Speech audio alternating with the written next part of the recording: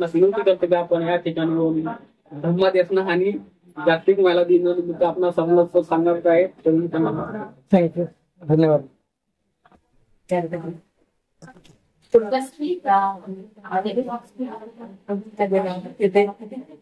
संपूर्ण विश्वच आपल्या धर्मामध्ये सामावून घेणारे महाकारुणिक शाक्यमुनी तथागत भगवान बुद्ध, भारतीय राज्यघटनेचे शिल्पकार परमपूज्य बोधिसत्व डॉक्टर बाबासाहेब आंबेडकर या दोन्ही महामानवाच्या कार्याला, विचाराला, प्रतिमेला त्रिवार वंदन. तसेच आपल्या सर्वांची एकमात्र बौद्ध संघटना भारतीय बौद्ध महासभा या संघटनेच्या विद्यमान राष्ट्रीय संरक्षक आदरणीय मीराताई आंबेडकर त्यांच्या वायुवेगाने चाललेल्या धम्म कार्यालय त्रिवार वंदन. संस्थेचे कार्याध्यक्ष, समता सैनिक दलाचे राष्ट्रीय अध्यक्ष डॉक्टर भीमराव यशवंतराव आंबेडकर साहेब यांच्याही कार्याला त्रिवार वंदन. आज या नालंदा बुद्ध विहारामध्ये उपस्थित असलेले आंबेडकर नगर शाखेचे अध्यक्ष तसेच बौद्धाचार्य माजी श्रामणेर सैनिक बाळू शिंदे गुरुजी उपस्थित, त्यांचे सहकारी युवराज पडगण साहेब उपस्थित, महिला उपासिका आणि माजी बालश्रामणेर, आपल्या सगळ्यांना सविनय जय भीम. आज 8 मार्च आहे. आपल्या सगळ्यांनाच माहिती आहे आज महिला दिवस आहे. नक्की मला ही गोष्ट आपल्या सगळ्यांना माहिती असायला पाहिजे. काय घडलं होतं आजच्या दिवशी ते ना माहिती, काय आपले संबंधही नसेल. आज जागतिक महिला दिवस साजरा केला जातो. असं नाही की फक्त भारतामध्ये किंवा मुंबईमध्ये आपण करतोय, जगामध्ये महिला दिवस साजरा होतोय 8 मार्च, इंटरनॅशनल वुमेन्स डे आहे. तसे कारणही तसेच आहेत की महिलांना आपण म्हणतो की या भारतामध्ये महिलांना प्रतारित केलं जायचं, महिलांना दुय्यम दर्जा दिला जायचा आणि नंतर मग संविधानामुळे महिलांना अधिकार मिळाले त्या भारतामध्ये. पण प्रश्न हा नुसता भारताचा असता तर महिला दिवस हा जागतिक कसा झाला असता, है की नाही? म्हणजे याचा अर्थ जागतिक पातळीवर सुद्धा महिलांना अडचण होती, महिलांना दुय्यम दर्जा दिला जायचा. पुरुषांनी स्वतःला प्रथम ठेवलं होतं की आम्ही महान, आम्ही मोठे, आणि स्त्रियांना दुय्यम दर्जा दिला होता. आणि हे भारताचं काय सांगत बरं, भारतात तर या लोकांनी तर केलाच होता. त्यांच्या धर्मग्रंथामध्ये स्त्रियांना खालची जागा देऊन टाकलीच होती ना त्यांनी. म्हणूनच तर बाबासाहेबांनी आपल्याला बुद्ध धर्मात आणलेलं आहे. मनुस्मृती ग्रंथ जाळण्याचं काम बाबासाहेबांनी का केलं? बाबासाहेब जे पुस्तक वेडे होते, पुस्तकाचे दिवाने होते, मग ते पुस्तक जाळतील का? म्हणजे विचार करा ते पुस्तक किती भयानक होतं. त्यात महिलांसाठी काय काय भयानक नियम लिहिले होते. आणि म्हणून महिलांना त्रास आहे तो भारतातलाच नाही, जागतिक पातळीवर सुद्धा तो त्रास होता. म्हणून आजच्या दिवशी लाखो महिला रस्त्यावर उतरल्या होत्या आंदोलन करायला, आपल्या हक्क अधिकारासाठी आंदोलन करायला. आणि शेवटी आजच्या दिवशी त्या राजाने त्या महिलांना न्याय दिला होता. आणि तुम्हाला वोटिंग करण्याचा अधिकार, शिक्षणाचा अधिकार, बोलण्याचा अधिकार, सगळे समानतेचे अधिकार आजच्या दिवशी महिलांना जागतिक पातळीवर दिले होते. युरोपमध्ये ती घटना घडलेली. युरोपमधल्या महिला एकत्र रस्त्यावर उतरल्या होत्या आणि लाखो महिला पहिल्यांदा रस्त्यावर उतरून आपल्या हक्क अधिकारासाठी भांडल्या. तेव्हा त्या राजाने ते अधिकार देऊन टाकले. म्हणून 8 मार्च हा जागतिक महिला दिवस साजरा केला जातो. माहिती आहे आपल्याला, तुम्हाला तर काय एवढा विचार करण्याची गरज नाही, कारण भारतात संविधानाने सगळं काय आपल्याला दिलं आहे ना. बाबासाहेब आंबेडकरांनी संविधान लिहिताना महिलांना प्राधान्य देऊन, असं नाही की स्त्री आहे म्हणजे तिला काही दुय्यम दर्जा नाही, सगळ्यांना समानतेचा अधिकार. जातीयता बाबासाहेबांनी ठेवली नाही, ह्या जातीचा त्या जातीचा म्हणून भेदभाव केला नाही. तसंच लिंगाचा सुद्धा भेदभाव केला नाही की हा पुरुष आहे म्हणजे याला महान मोठं म्हणावं आणि स्त्री म्हणजे याला दुय्यम म्हणावं.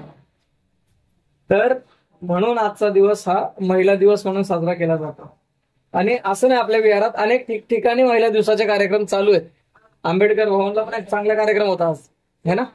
आपल्या महिलांना त्याची सूचना देण्यात आली नाही किंवा दिली गेली नाही. आता तुम्ही गेला असतात तर नक्की एखादी पैठणी जिंकून आला असतात, कारण तिथं पैठणीचा कार्यक्रम होता. होम मिनिस्टर कालच कळलं ना, ते कालच ग्रुपला आला नसतं. तर अशा पद्धतीने महिला दिवस साजरा केला जातो, हे लक्षात ठेवावं. तर कसं आहे, महिलांनी खूप सोसले हजारो वर्षापासून आणि अजूनही त्यांच्यावरती अन्याय अत्याचार आहेत ना.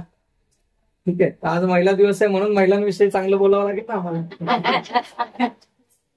ठीक आहे, असं नाही. माझ्यासाठी सर्व स्त्रिया पूजनीय आहेत. तुम्ही बसलात, तुम्ही तर नक्कीच आहात. तर म्हणायचं असंच आहे की स्त्रियांवरती अन्याय अत्याचार झालाय, आता नाही, पुराण्या काळापासून झालाय, जुन्या रूढी परंपरावादी लोक होते तेव्हापासून झालेलं आहे. पुरुषांनी स्वतःलाच प्राधान्य पदावर ठेवलेलं आहे, म्हणून स्त्रियांना भारतात तरी बोलण्याचा चालण्याचा अधिकार कुठं होता, है ना? तर ह्या सगळ्या गोष्टी या भारतामध्ये झालेल्या आहेत, घडलेल्या आहेत. आणि महिलांना आज ती संधी मिळाली, तर मी तर म्हणतो या संधीचा सगळ्या महिलांनी फायदा घेतला पाहिजे. फायदा घेतला पाहिजे म्हणजे असं नाही की बदला घेतला पाहिजे. फायदा घेतला पाहिजेचा अर्थ की आपण फायदा घेतला पाहिजे म्हणजे घरी जाऊन नवऱ्याला टॉर्चर करणं हे काम नाही. आपण फायदा घेतला पाहिजे म्हणजे त्या संधीचा फायदा घेतला पाहिजे. आज आपल्याला शिक्षणाचे दार उघडलेत ना, आपण शिक्षण ग्रहण केलं पाहिजे. एक काळ होता ना स्त्रियांना कुठं शिक्षण होतं, है की नाही? तर म्हणून ह्या सगळ्या गोष्टी महिला दिनाच्या निमित्ताने आपण लक्षात घेतल्या पाहिजे. माझाही वैयक्तिक अनुभव हाच आहे की या जगात खरंच आहे की पुरुष श्रेष्ठ तेव्हा ठरेल जेव्हा त्याला एखाद्या महिलेची साथ लावेल. म्हणून ते चांगल्या यशस्वी पुरुषाच्या मागे स्त्रीचा हात असतो हे उगाच नाही म्हणत, है ना? आपण आता शिवाजी महाराज जयंतीला पाहिलं, शिवाजी महाराजांच्या मागे जिजाबाईचा हात होता, है ना? रमाई जयंतीला पण मी आपल्याला सांगितलं, बाबासाहेब एवढे महान आपोआप नाही होऊ शकले.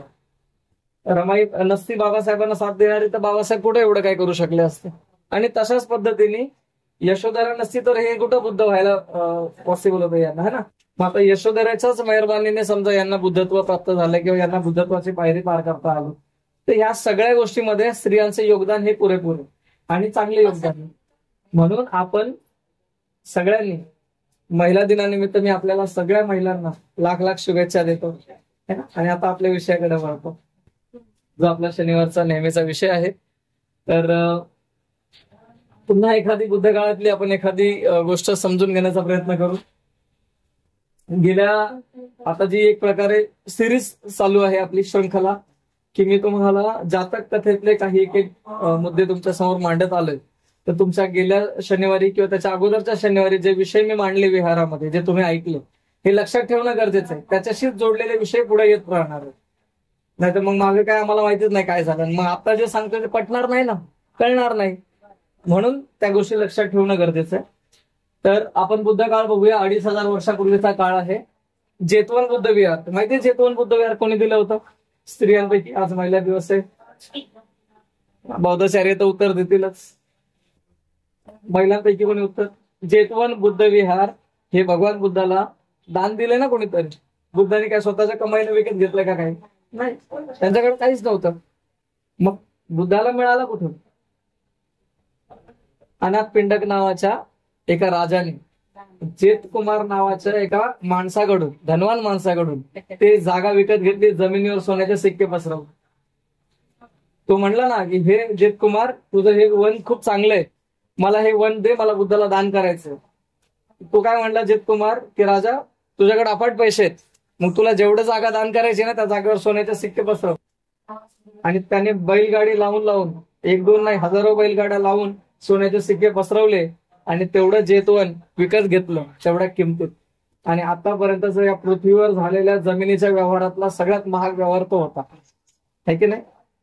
म्हणजे ही सेंट्रल हॉटेल 100 करोडला कोणीतरी घेतली म्हणतो सरवाल्याने, 1000 करोडला का 100 करोडला, पण तोही कमी पडेल एवढा महाग किमतीत ते जेतवन विकत घेण्यात आलं.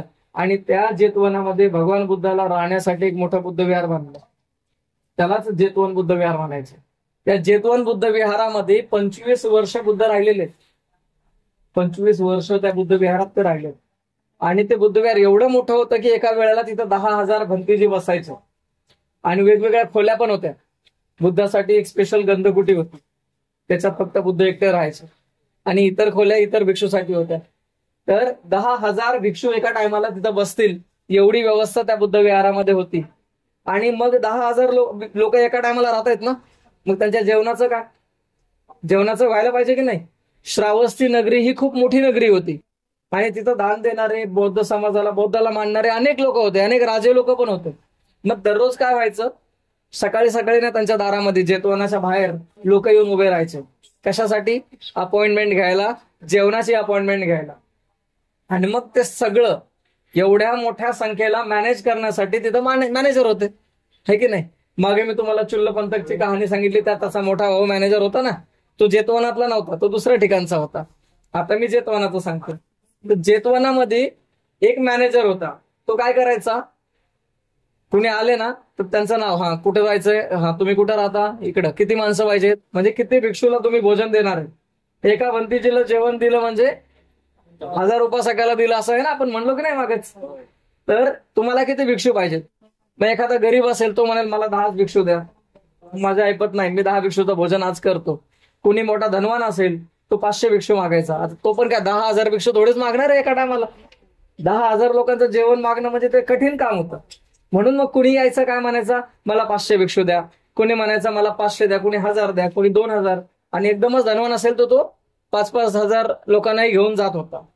अशा पद्धतीने एक मॅनेजर होता जो सगळ्याची नोंद ठेवायचा, सगळं व्यवस्थित त्याचं मॅनेजमेंट चालायचं.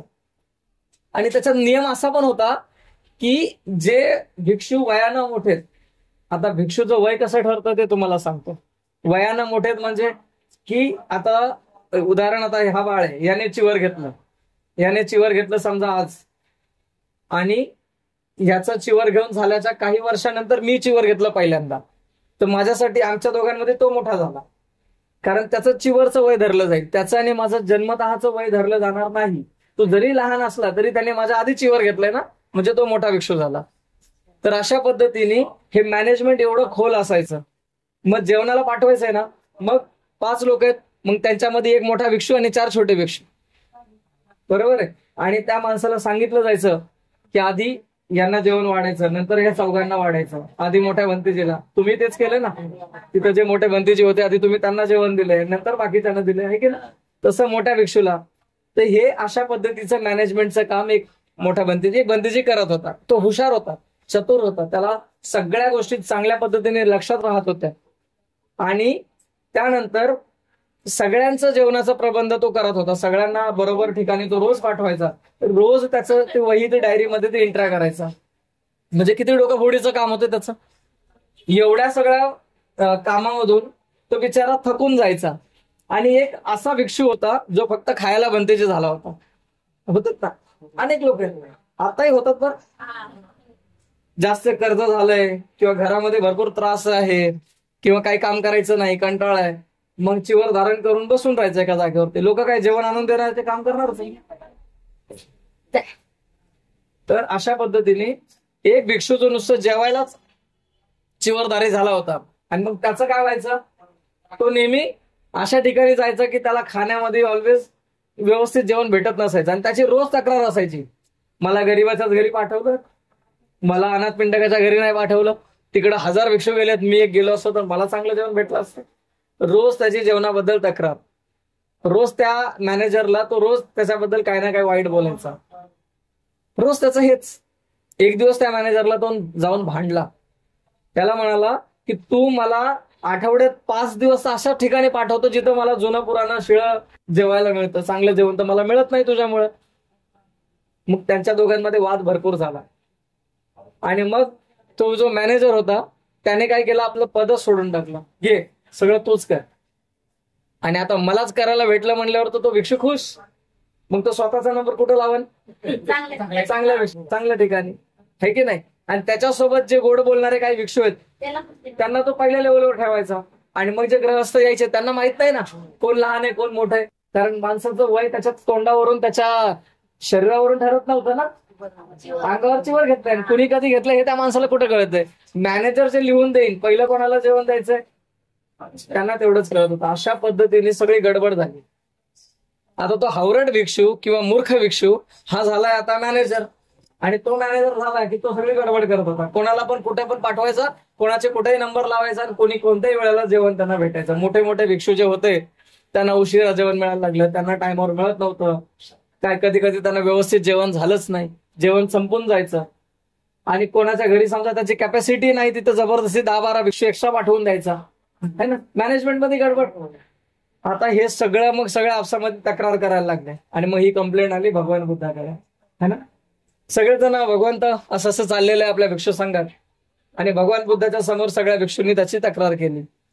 त्यावेळेस भगवान बुद्ध त्यांना म्हणाले की हा मूर्ख भिक्षू किंवा हा मंद भिक्षू जो आहे हा आत्ताच असा नाही, तर गेल्या अनेक जन्मापूर्वी सुद्धा हा असाच होता. आता मी तुम्हाला एक जातक सांगतो आणि मग भगवान बुद्धांनी त्याचं 10-12 जन्मापूर्वी तो काय होता, कसा होता, त्याची कहाणी भगवंत इथं सांगतायत. सुप्त आहे, जातक सुप्त आहे, म्हणजे भगवंतांनी स्वतः सांगितलेली कथा आहे की हा माणूस एका धनवान राजाच्या काळामध्ये जन्माला आला होता. दोघही बोधिसत्व पण त्या काळी जन्माला आले होते आणि हा माणूस त्या काळात त्या नगरीमध्ये जन्माला आला होता. तीच वाराणसी नगरी आपण म्हणूया, गृहीत धरायला हरकत नाही. तर त्यावेळेस तो माणूस त्या नगरीत जन्माला आला आणि त्यावेळेस राजाचा एक व्हॅल्युएशन करणारा व्हॅल्युअर जो असतो, व्हॅल्युअर म्हणजे काय माहितीये का, सगळ्या गोष्टीचा भाव ठरवणारा. त्या काळी पैशाचं देणं घेणं होत नव्हतं, वस्तूच्या बदल्यात वस्तू पण एक्सचेंज व्हायच्या. जसं आपण गावाला नाही कापूस दिला दुकानवाल्याला तर बदल्यात साखर चहापत्ती घेतो, तशाच पद्धतीने वस्तू एक्सचेंज होत होत्या आणि वस्तूची किंमत ठरवणारा एक व्हॅल्युएशन करणारा माणूस असतो. तर राजाचा तो व्हॅल्युएशन करणारा एक माणूस असतो जो बोधिसत्व असतो, है ना. म्हणजे असं म्हणतात की त्या काळी बोधिसत्वाचा जन्म झाला होता आणि तो राजाचं सगळं धन जे आहे, सगळी संपत्ती आहे, त्याची किंमत ठरवणारा तो माणूस होता. पण कोण होता तो? बोधिसत्व होता ना. आणि बोधिसत्व असल्यामुळं तो खोटे व्यवहार करत नव्हता, चुकीचं वागत नव्हता. ज्याची किंमत आहे तेवढीच किंमत तो लिहत होता, बरोबर आहे. पण त्याचा राजा चांगला नव्हता. तो बोधिसत्व प्रामाणिक आहे पण त्याचा राजा चांगला नव्हता. राजाला व्हॅल्युएशन मध्ये स्वतःचा फायदा पाहिजे होता आणि जेव्हाही राजा कोणासोबत बिझनेस करायला गेला तर हा व्हॅल्युएशन वाला याचं चाराने तर चारानेच लिहायचा, वाढवून सांगत नव्हता. आणि समोरच्याला पण त्याचा कधी कधी फायदा व्हायचा. मग दुसऱ्या राजाला फायदा होतोय, मला लॉस होतोय असं समजून त्या राजाला ती गोष्ट पटत नव्हती. आणि मग राजाने काय केलं, त्याला पदावरून काढून टाकलं आणि त्याच्या जागी एका मंद किंवा मूर्ख माणसाला ती जागा दिली. बरोबर की नाही. हा मूर्ख माणूस म्हणजे तोच जो भंतेजी बनला पुढे जाऊन, तोच. त्याला जागा दिली आणि त्याला राजाने आधीच सांगून ठेवलंय, जर तू मला फायदा करून देशील मी तुला फायदा देईन. मग राजा मला फायदा करून देईन या लालचमध्ये येऊन तो काय करायला लागला, राजाचं व्हॅल्युएशन राजाच्या साईडने करायला लागला. वस्तू 5 रुपयाची असेल ना त्याला 50 रुपये लावायला लागला. राजाला फायदा होतोय ना. आणि मग राजा त्याच्याकडून खुश झाला. आणि लोकांना माहित नाही की राजाने असं केलेलं आहे, चांगल्या माणसाला बाजूला काढलंय आणि मूर्ख माणसाला पदावर बसवलंय, हे लोकांना माहित नाही. आणि इकडे व्हॅल्युएशनच्या नादामध्ये राजाला भरपूर फायदा व्हायला लागला. एकदा दुसऱ्या नगरीतला एक माणूस 500 घोडे घेऊन आला. घोडे हे चांगल्या प्रतीचे होते, त्याची किंमत महाग होती, पण राजाने याच्या कारणं सांगून ठेवलं आपल्याला ते घोडे स्वस्त भावात पाहिजेत, अशी किंमत लाव की त्यांनी ते दिलेच पाहिजेत. मग सगळ्या राजाने काय केलं, सगळ्या लोकांना गोळा केलं आणि मग त्या घोड्याची क्वालिटी चेक केली. तो गेला, घोड्याची शेपूट बघतोय, त्याची लांबी मोजतोय, घोड्याची सगळे हाईट बॉडी मोजतोय आणि मग त्या घोड्याची किंमत त्याने लावली 1 तांदळाची गोणी. 1 तांदळाची गोणी एका घोड्याची. तो देणारा माणूस बोलायला लागला, अरे हे असं कसं काय, मी महाराज तुम्हाला एवढा माल विकलाय, त्याची किंमत एवढी लावली, एवढ्या चांगल्या क्वालिटीच्या घोड्याची काय तुम्ही किंमत लावता. राजा म्हणला, आता हे व्हॅल्युएशन करणारा बघा ना, मला थोडीच कळतंय याच्यातलं काही, मी तर माणूस ठेवलाय, त्याचं सगळं काम तो बघणार, मला काय माहित नाही, तुम्ही त्याच्या संग बोला. आणि लोक पण चकित होऊन जातात की एवढं स्वस्त कसं काय. हा पण आम्हाला कुठं कळतंय काही, कळणारा तर तोच आहे ना, व्हॅल्युएशन करतोय म्हणजे त्यांनी सगळं परीक्षण करून तो भाव लावलाय. म्हणून मग राजा जे म्हणन किंवा तो जे म्हणन तशा पद्धतीचा तो व्यवहार कंप्लीट होतो आणि राजाने 500 गोण्या देऊन ते घोडे विकत घेतले. बरोबर आहे, 500 गोण्या दिल्या, घोडे विकत घेतले. आता तो बिचारा देणारा माणसाला चांगलं वाटेल का हे, तो नाराज होईल ना, त्याचा लॉस झालाय. मग तो म्हणतो जुना व्हॅल्युअर कुठे गेला, जो सत्याने वागत होता, जो खऱ्याने वागत होता तो कुठे गेला.